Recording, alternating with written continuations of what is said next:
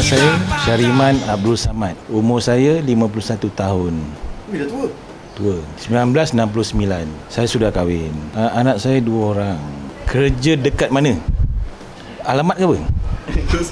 Saya saya bekerja di sebuah firma penyelaras kerugian. Dalam bahasa Inggerisnya adjuster firm, sebagai seorang manager kemahasan.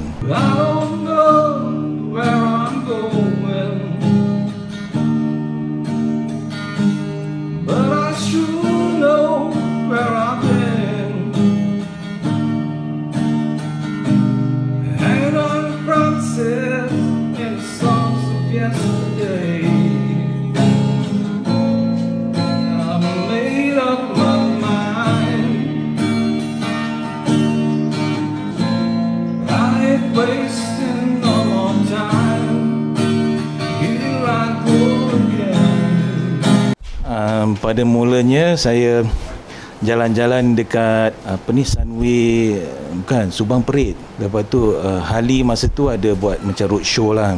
Lepas tu adalah letak motor Sportster kat situ. Saya pun duduk-duduk di atas motor itu. Kemudian tiba-tiba saya terasa macam best juga ya. Terus saya pun cakap dengan salesman tu, berapa motor ni? Dan dia pun beritahulah harga, dan dia kata datanglah ke showroom kami di Nazar. Seminggu lepas tu saya pun bersama isteri tercinta pergilah ke Harley Davidson Petaling Jaya tu.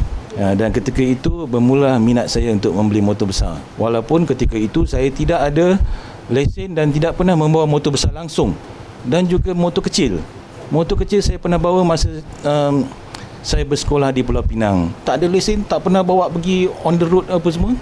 Tiba-tiba tangkaplah satu Harley Road King Classic. Perjalanan saya daripada showroom tu ke rumah mengambil masa sejam saya rasa. Sebab saya ikut belakang kereta.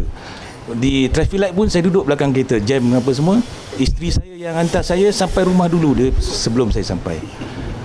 Itulah sedikit cerita mula-mula saya berkecimpung. Sekarang saya pakai motor BMW GSA warna biru putih. Putih biru. Rally orang kata. GSA tu best sebab keselesaan dia, pick up dia lah. Nak kata handsome, Harley naik Harley lagi handsome. Tapi kepuasan riding kalau jalan jauh apa semua tu lebih kepada BM lah. Dah apa bang Maman? Makan nasi lah. Makan nasi. Ya. Habis tadi tak makan nasi? Tak, tadi makan kurma. Alah, dengan kuih sikit. itu je. Allah sial. Elok gitu. Oh, elok begitu. Habis ni makan nasi pula? Makan nasi. Tak apa nak elok kan? Duduk lah sebelum sementara tunggu isyak kan. Kan tadarus ke apa tak ada kan? Tak ada bang. Saya sebenarnya terus terang saya cakap disebabkan oleh Belut TV lah. Belut TV? Belut TV. Sebab kawan-kawan saya semuanya naik GS. Jadi saya pun terpedayalah dengan keunikan dan kesedapan bawa GS tu. Tapi memang betul sedap pun kalau banding dengan Harley. Jadi kalau nak tanya saya, apa soalan tadi? Kenapa pilih GS? Sebab kawan-kawan saya pakai GS. Bukan soalan ni, bukan masa dulu abang pergi Thailand yang masa naik motor King tu, abang sebab terasa senak pinggang. Betul.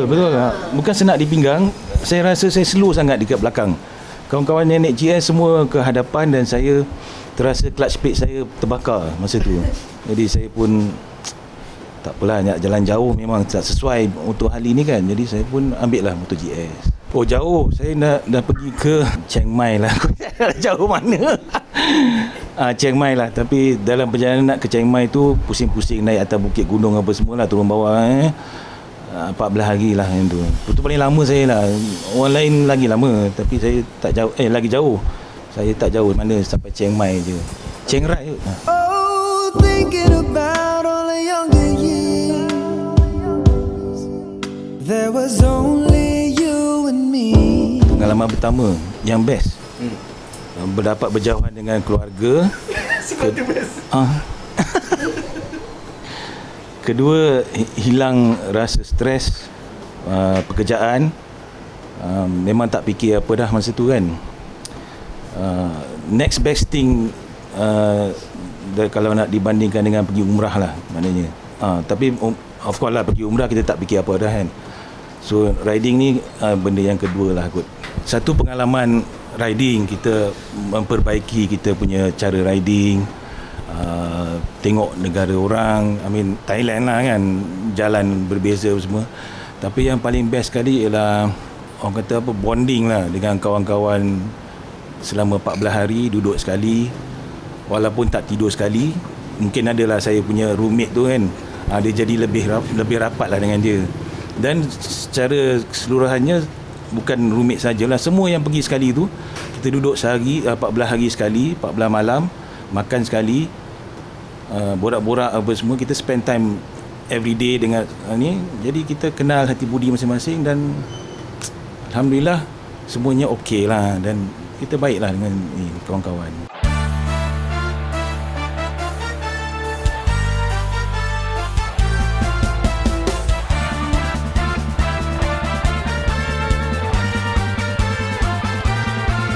Impian saya nak ride lebih jauh.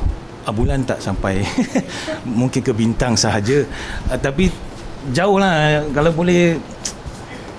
Itulah kan, kalau sementara badan larat beri kesihatan apa semua, kalau boleh nak merasalah lebih jauh daripada situ lah. Ke mana saya pun susah nak cakap lah kan. Tengoklah, kalau duit jalan lah, ada masa jalan. Pesanan saya, kalau nak buat, jangan fikir panjang-panjang. Kalau nak pergi, kalau ada chance, grab. Jangan tunggu lama-lama, sebab chance tu mungkin tak datang lagi dah lepas tu. Jadi kalau ada kelapangan, ada keuangan ke apa, dan ada member ajak, jalan je. Tak usah tunggu-tunggu, tak usah tahun depan lah apalah semua, tak payah, nanti tak jadi langsung. Itulah pesanan saya. Beza Blok TV dengan Nakcor ni? Sama je. Lain. Ni kalau perasaan diri saya sebenarnya lah, tak dinafikan persahabatan ataupun perasaan kekeluargaan tu lebih kepada Nakcor. Sebab antaranya kami dah lama bersama, dan setiap orang yang masuk tu pun, bagi saya perbezaan dia tak jauh dengan apa yang dah ada ke dalam tu. Sebab dia, orang tu secara natural lah, dia punya nature dia tu kebetulan ataupun memang cantik, boleh sama pula dengan apa yang dah ada dekat dalam Nakcor. Jadi penyesuaian diri antara orang baru dengan orang yang lama tu tak susah. Jadi kita dah tahu sebelum dia masuk tu, kita dah tengok dah dia punya nature orang tu macam mana. Ada beberapa benda ataupun banyak benda yang sama.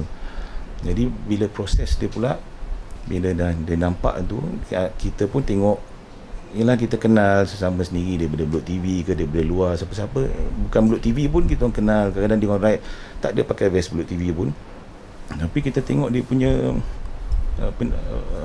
diri rider tu sendiri. Benda ni tak boleh dibuat-buat sebenarnya. Dia datang secara natural. Jadi kita tengok dia ada connection, ada chemistry dekat situ. Jadi proses dia pula, bila dah dia sendiri pun mungkin akan sense benda tu yang aku okey, dan dia pun rasa macam bila dia dah sama dengan apa yang ada dekat Nakcor, dia secara automatik dia akan terasa macam terikat, tertarik. Jadi dia first step untuk orang yang terasa macam tu, ataupun dia kena tahu diri dia sendiri yang dia sesuai ataupun tidak dengan Nakcor Group ni. Jadi dengan cara nak tahu sesuai tak sesuai, kena selalu ride, kena selalu berjumpa, kena selalu bergaul dengan Nakcor. Dan dia sendiri bila dia tahu tu, dia akan tertarik. Jadi bila dia tertarik, the first step dia kena buat, of course, keluarkan niat dia ataupun hasrat dia tu, beritahu direct kepada kapitan, ataupun antara grup Nakcor pun boleh juga. Tapi macam mana pun, kalau tanya kat saya pun, saya cakap okey, ataupun saya pun tengok ada apa, saya pun suka ataupun nampak chemistry kat situ, saya cakap okay, go direct to kapitan. Jadi bila dia dah pergi ke kapitan, meluahkan hasrat dia, dan kapitan mungkin kalau dia akan tanya dia apa ni, kenapa nak masuk apa semua. Dan sometimes bila kapitan rasa apa yang kita orang rasa dan juga sama, macam saya cakap, benda tu natural, jadi kapitan akan cakap okay, you bagi vest. Selalunya kapitan dia akan tanya persetujuan daripada ahli dalam aqua tu sendiri, walaupun putus katanya pada dia, tapi dia bagi apa ni, bukan tanggungjawab, dia bagi dia nak persetujuan daripada semua. Jadi selalunya kami akan vote, ataupun yalah, sejak kalau sekarang ni kami akan vote. Kapitan nak semua 100% daripada kami setuju nak ambil orang yang baru. Jadi kalau ada seorang yang tak setuju, bagi saya, kita kena, orang yang tak setuju tu kena bagi tahu benda yang kenapa dia tak setuju.